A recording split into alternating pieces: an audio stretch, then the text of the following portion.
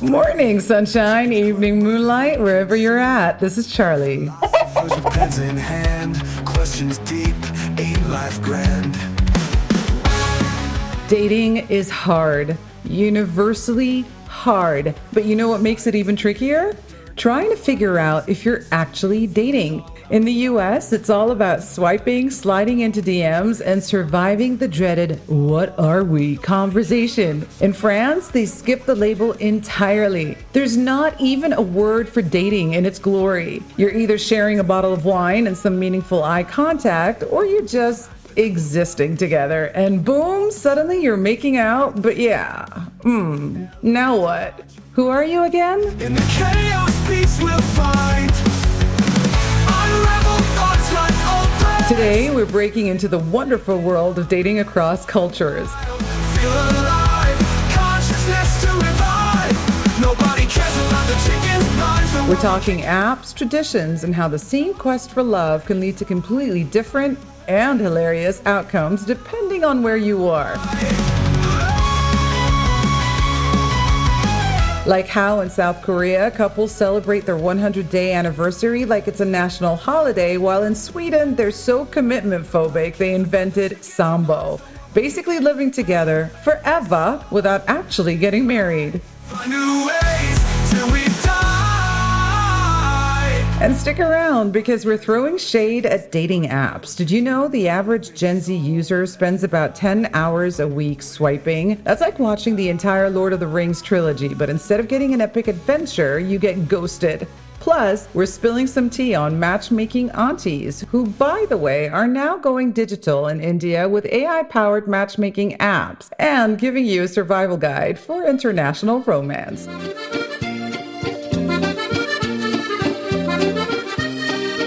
Before we all became professional thumb swipes, romance was wild. In Victorian England, couples communicated through fan language, literally fluttering fans in specific ways to say, "I'm interested," or "watch out, your rival is watching."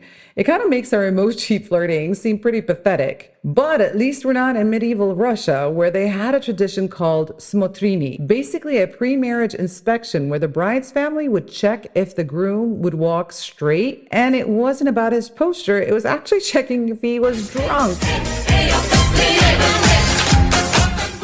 Now let's go to ancient China. They've had this thing called throwing the embroidered ball. Women would literally toss decorated balls from towers, and whoever caught it, well, congratulations, you're now dating. What? Meanwhile, in ancient Rome, they were sliding into DMs by scratching love messages on walls. Archaeologists found over 50 pieces of ancient graffiti in Pompeii that were basically the Roman equivalent of Tinder bios. Aw, so cute. Speaking of shooting your shot, that beats the Viking tradition where you had to kidnap your crush, but make it legal by bringing witnesses. Romance was, well, a bit different back then. Instant messaging, WhatsApping, all that whatever really killed romance. Now, I've got to make a disclaimer over here.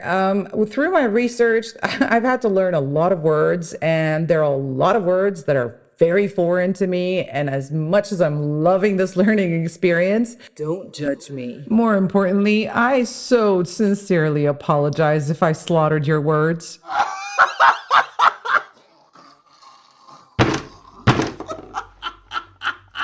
Easy, dude. Let's transition back to modern dating. In South Korea, they went from strictly arranged marriages to having professional dating coaches called date managers who charge up to $2,000 to analyze your dating style and even attend dates undercover to give feedback. Talk about performance reviews. And in China, the traditional matchmaker role has evolved into the marriage market, literal marketplaces where parents gather with their children's resumes to negotiate matches. The Shanghai marriage market in People's Park attracts over 1,000 parents every weekend, armed with umbrellas displaying their kids' stats like their traditional baseball cards. Now, speaking of family involvement, remember those Korean young mom matchmakers? Well, now they're using AI algorithms alongside traditional methods.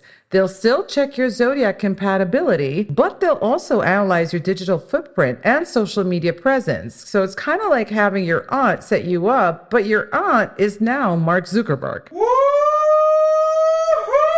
The stats are mind-blowing. Stanford's research shows 39% of heterosexual couples met online in 2017, up from literally 0% in 1995. But here's where it gets interesting. In places like Spain, despite being super tech-savvy, 60% of couples still meet through friends. Aww. They literally have a saying, quien a solas se casa, a solas se amarga.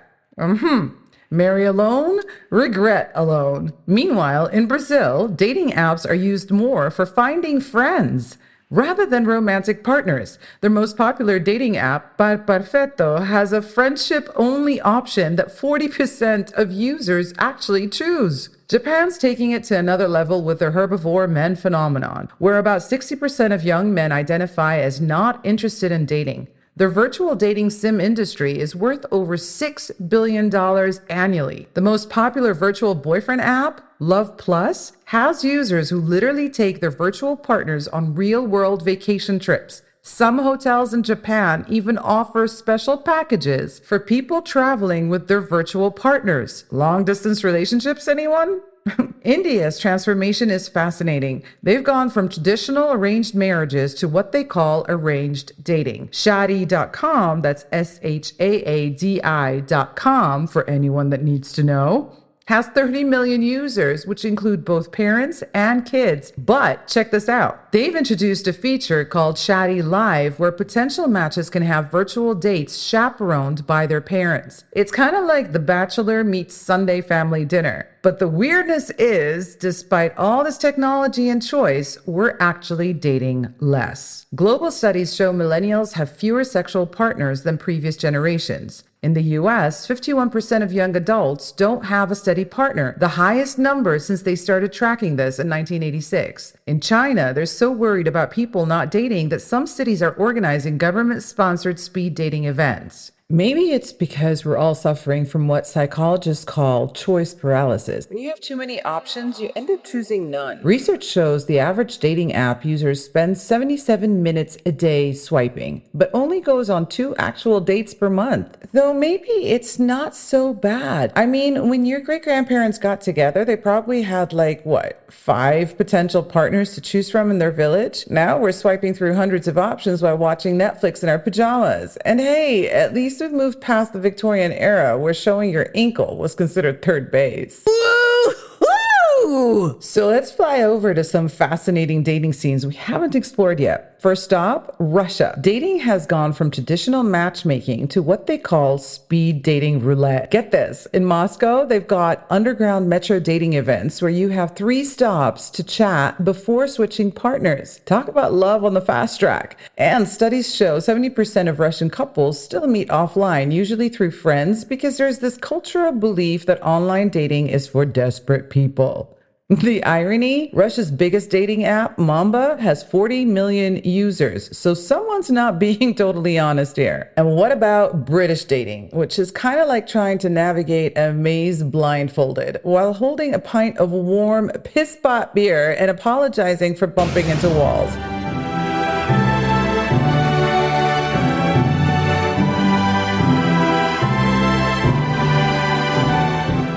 First dates? Well, they're usually held at the local pub where the most romantic thing you can say is, "Fancy another pint?"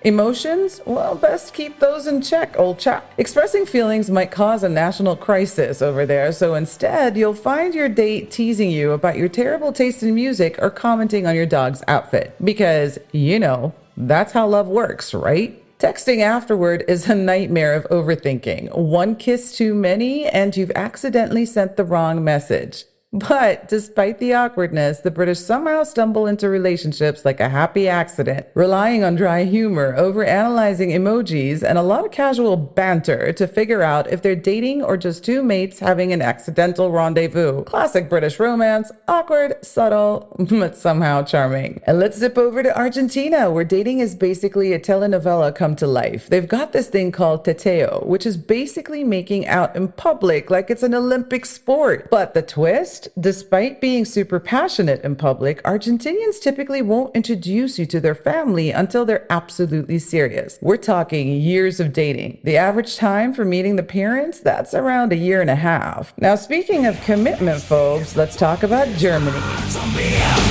He's on a switch shot.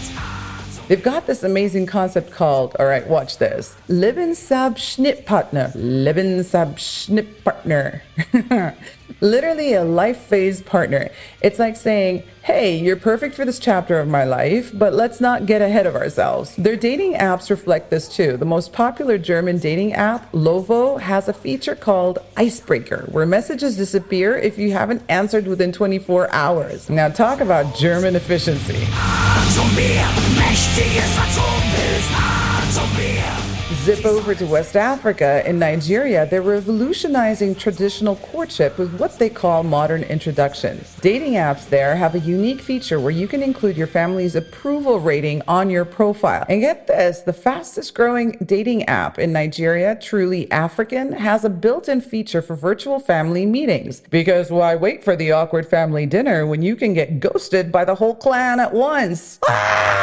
And now let's not forget Italy, where mamone culture, being super close to your mom, affects dating in the wildest ways. A recent survey showed 37% of Italian men between 25 and 34 still live with their parents, which has led to the rise of date and dash apps. These apps specifically help you find partners who have their own place. Okay, now that's what we call practical romance. Italia, Italia, il paese d'adozione del mio cuore. Un paese dove il sole. In Mexico, they've got this incredible fusion of traditional courtship and modern dating. They still practice serenatas, where you hire mariachi bands to serenade your crush, but now there's an app for that.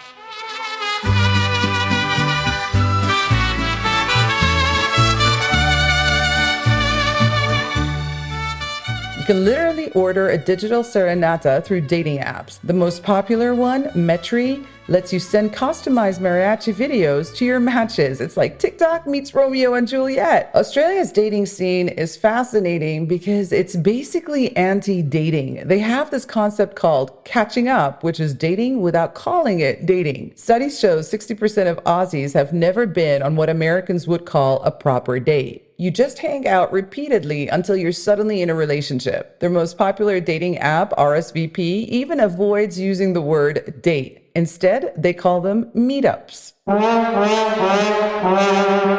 And now here's the wild one. In Poland, they've managed to merge Catholic traditions with modern dating in the most unexpected way. Their most popular dating app, Sympatia, has a feature where you can filter matches by which church you attend. But the plot twist is it's also got the highest rate of users looking for non-religious partners in Eastern Europe. Talk about covering all your bases. In fields of green without a sound, feathers fall, they hit the ground.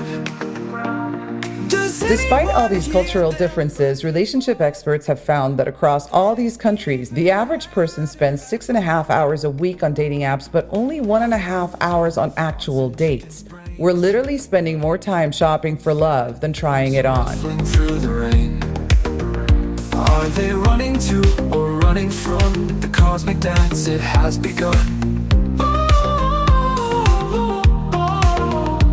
And here's a universal truth that seems to transcend all cultures. Everybody lies about their height on dating apps. A study across 15 countries found that men add an average of 2.5 inches to their height in their dating profiles. Except, of course, in the Netherlands, because when you're already the tallest nation in the world, why should you bother?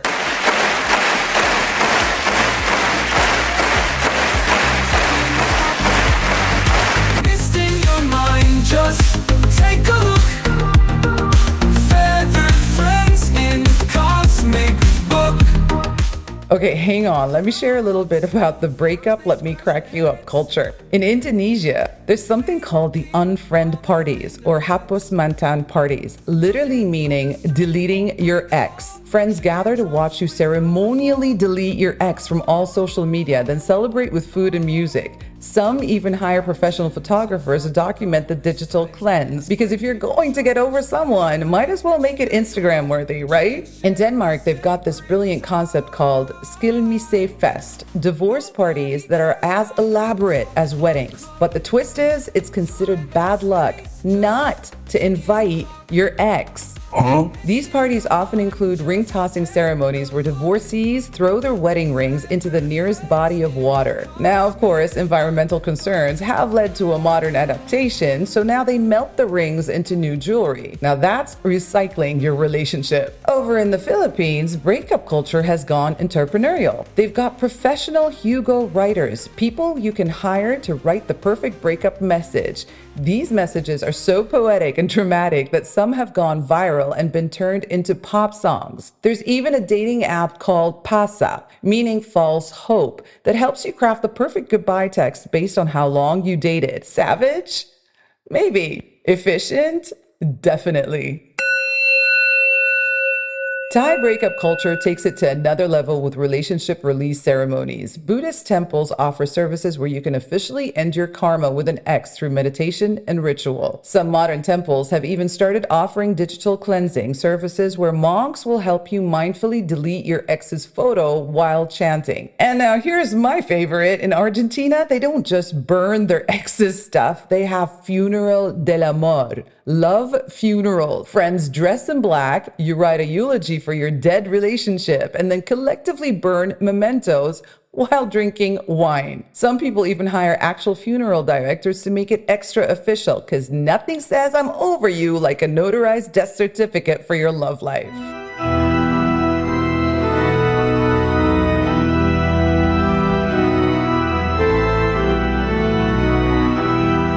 But the award for the most practical breakup culture might go to Germany. They've got professional separation agencies that will handle everything from moving your stuff out to changing your relationship status on social media. Some agencies even offer conscious uncoupling packages that include therapy sessions and help selling your engagement ring online. Now that is definitely German efficiency. And the wild thing is, research shows these ritualistic approaches to breakups actually help people recover faster. A study across cultures found that people who participated in some form of breakup ritual reported feeling better 2.5 times faster than those who didn't. Maybe we should all be taking notes from Indonesia. I mean, if you're gonna end it, might as well make it a party.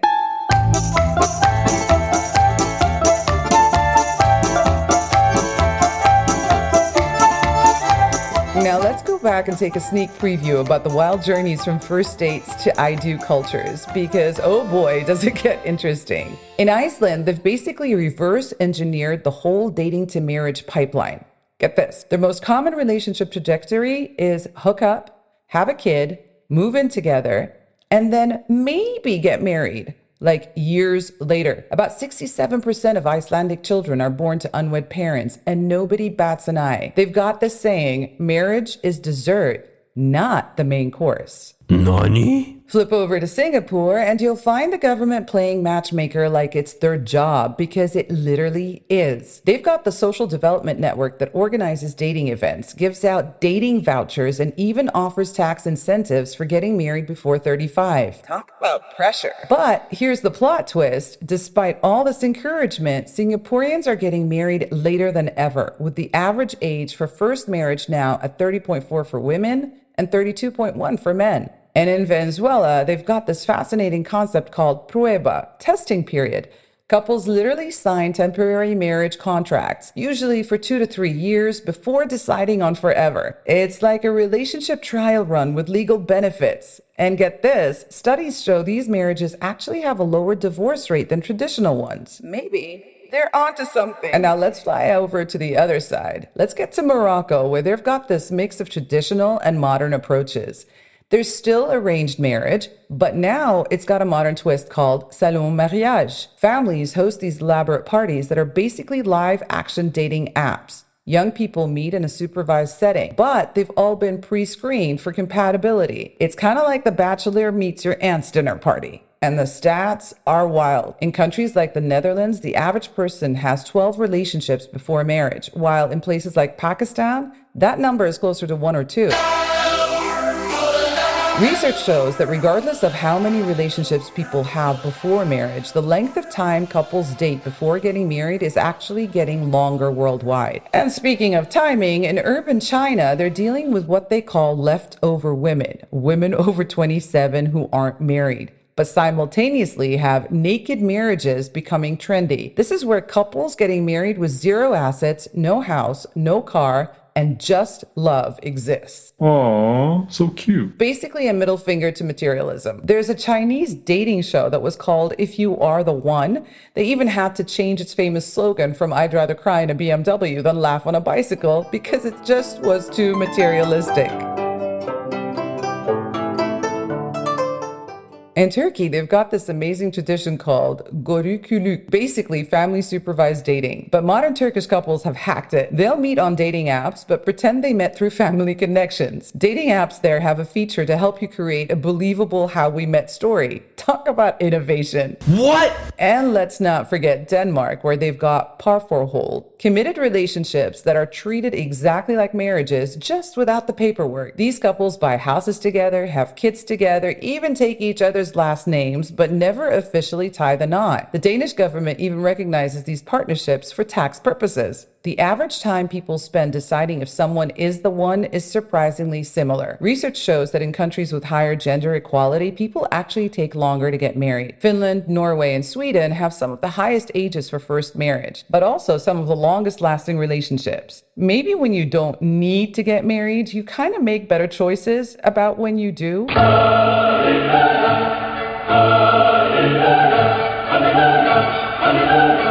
Let's check out how tech is totally reshaping romance across cultures and creating some hilariously awkward situations. In Malaysia, they've developed this fascinating app called Halal Speed Dating.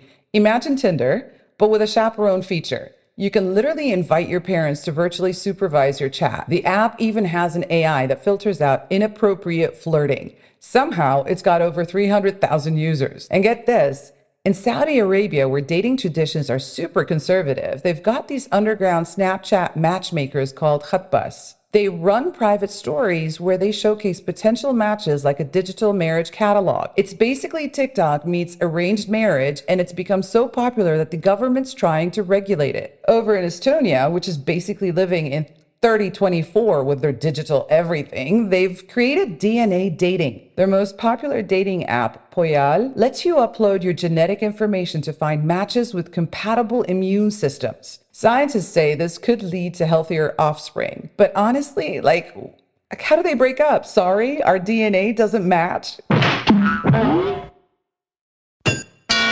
The tech culture clash gets even better. In Switzerland, they've got this app called Raclette Meat. It matches people based on their cheese preferences. I'm not even kidding. Apparently, your fondue choices say a lot about your personality. The app's tagline, love at first bite. They claim a 72% match rate, which is higher than Tinder in the region. In the Netherlands, they've got bicycle dating apps. These apps match people based on their cycling routes and speeds, because apparently nothing says true love like compatible commuting patterns. They even organize group cycling dates called fiets and flirt, meaning bike and flirt. Now, there are cultural misunderstandings that are epic, like the story from Australia where an American guy kept trying to schedule proper dinner dates while his Aussie matches kept suggesting grabbing a coffee and walking their dogs. He thought they weren't interested, but in Australia, that's actually peak romance, man. Or the Japanese guy who thought his Canadian date was proposing because she suggested meeting his parents after 3 months. In Japan, that's basically engagement territory. In Finland, they've leaned into this with antisocial dating apps. You match with people who also hate small talk and prefer texting. Their most popular feature, the ability to schedule automated responses so you can appear social while actually taking a nap. Research shows that while dating apps are making it easier to meet people, they're making it harder to actually connect. The average person spends 5.2 hours a week managing their dating apps, but only 1.8 hours on actual dates. Looks like we're all becoming professional profile managers instead of actual daters.